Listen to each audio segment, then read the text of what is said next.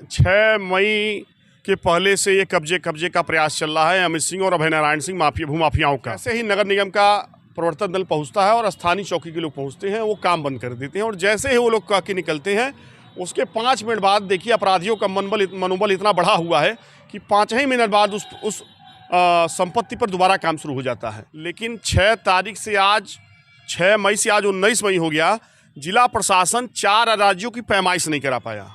आप मतलब दुर्भाग्य देखिए, इस गोरखपुर शहर का माननीय मुख्यमंत्री जी का शहर है, लेकिन भूमाफियाओं के साथ जिस तरीके का सहयोग ये अधिकारी कर रहे हैं, ये निश्चित ही कहीं ना कहीं दिखाता है कि अधिकारियों और जिला प्रशासन की मिलीभगत मुझे लग रही है।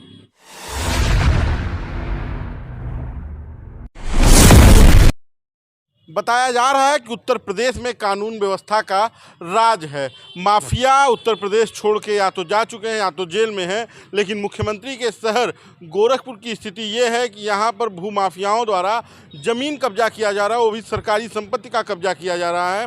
और बार बार जब प्रशासन को अवगत कराया जा रहा है तो प्रशासन की टीम पहुंच तो रही है, लेकिन उन्हें रोक नहीं पा रही है। हमारे बगल में विश्वजीत त्रिपाठी पार्षद हैं, इनसे बातचीत करेंगे। कल एक मामले को लेकर इन्होंने प्रेस कॉन्फ्रेंस किया था, उसी मामले पर बातचीत करेंगे। सर, अब क्या हो गया है? वहाँ पर नगर निगम की टीम गई, उसके बावजूद वहाँ पर काम नहीं रुका, कैसे नगर निगम जैसा कि प्रकरण में आपको 6 मई के पहले से ये कब्जे का प्रयास चल रहा है अमित सिंह और अभय नारायण सिंह भूमाफियाओं का। या पहले नजूल की संपत्ति पे कब्जा किए हैं, उसके बाद मंडी समिति पे, अब इनकी निगाह नगर निगम संपत्ति गड़ी हुई है। 6 मई से यह मामला प्रशासन के संज्ञान में है, नगर निगम के संज्ञान में है, महापौर जी के संज्ञान में है और जिले के सक्षम अधिकारियों के संज्ञान में है। लेकिन 6 मई से आज 19 मई हो गया, जिला प्रशासन 4 राज्यों की पैमाइश नहीं करा पाया।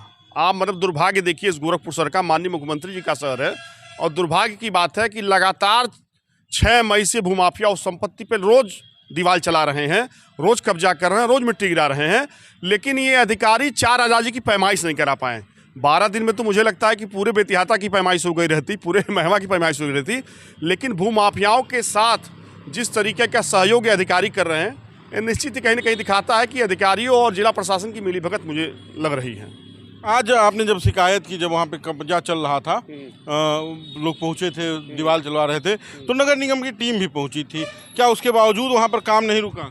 आपने जैसा आपको मैंने अवगत कराया, जैसे ही नगर निगम का प्रवर्तन दल पहुँचता है और स्थानीय चौकी के लोग पहुँचते हैं, वो काम बंद कर देते हैं और जैसे ही वो लोग कह के निकलते हैं उसके 5 मिनट बाद देखिए अपराधियों का मनोबल इतना बढ़ा हुआ है कि 5 ही मिनट बाद उस संपत्ति पर दोबारा काम शुरू हो जाता है। और वहीं काम नहीं शुरू हो जाता है, अभी आज इसी अमित सिंह और अभय नारायण सिंह के खिलाफ एसएसपी और एसएचओ से मिलकर छत्तीसगढ़ के बड़े सरिया के उद्योगपति ने उनका एक क्या कहते हैं, सरिया का बड़ा कारोबार है और वो उनका प्लांट है, जैसे यहाँ गैलेंट उसी तरीके से उनका भी एक वहाँ प्लांट है छत्तीसगढ़ में।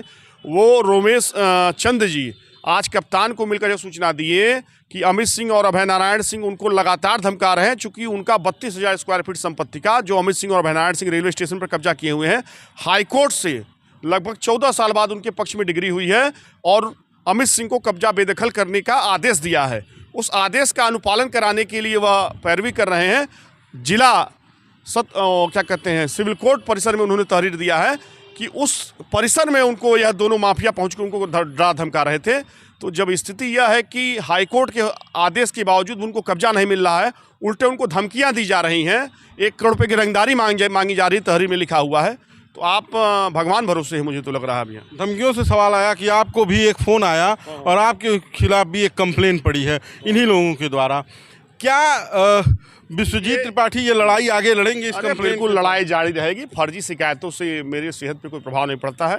मेरा कर्तव्य है कि मैं जनहित और निगम की सरकारी संपत्ति की रक्षा करूं, ये मेरा काम जारी रहेगा। लेकिन ऐसे भूमाफियाओं का जो संरक्षण ये दिया जा रहा है, यह थोड़ा सोच से पड़े है। माननीय मुख्यमंत्री जी को लगता है कि ये संज्ञान में नहीं है, अगर उनके संज्ञान में रहता तो ये कार्रवाई कब की हो चुकी रहती है। ऐसे भूमाफिया अब तक यहाँ से पलायन कर चुके होते हैं। एक सवाल अंतिम आपसे कि क्या प्रशासनिक अधिकारी इतने बेलगाम हो गए हैं कि वो भूमाफियाओं को संरक्षण दे रहे हैं, वो भी मुख्यमंत्री के शहर में एक भूमाफिया को रोका नहीं जा सकता है और वो नगर निगम की ज़मीन कब्जा कर? आप प्रशासनिक उदासीनता का ही तो आलम यह है कि 6 मई का प्रकरण है, आज 19 मई है। चूँकि निगम के पास सारे रेवेन्यू रिकॉर्ड नहीं रहते हैं रेवेन्यू रिकॉर्ड हमारे तहसील का जॉइंट मजिस्ट्रेट के पास है और जॉइंट मजिस्ट्रेट को भी इस घटना की जानकारी है। उसके बावजूद अगर 13 दिन में अगर नगर निगम और तहसील प्रशासन उस संपत्ति की पैमाइश करके अपनी संपत्ति की रक्षा नहीं कर सकता है तो भगवान मालिक है। सरकारी संपत्ति की लूट तो हो ही रही है। मेरा दायित्व था मैं उनको सूचित करूं, उनकी जानकारी दूं। मैंने अपना काम कर लिया है। अब वो अपना कब तक देखिए पैमाइश करा लेते हैं, हो सकता है कब्जे के बाद पैमाइश होगी। चलिए, तो ये विश्वजीत त्रिपाठी जी हैं। इन्होंने बताया कि किस तरह से नगर निगम की ज़मीन पर अवैध कब्जा चल रहा है और इनकी शिकायतों के बावजूद उस पर प्रशासन संज्ञान नहीं ले रहा है। आपकी क्या राय है हमें कमेंट बॉक्स में दीजिएगा, वीडियो शेयर कीजिएगा। धन्यवाद।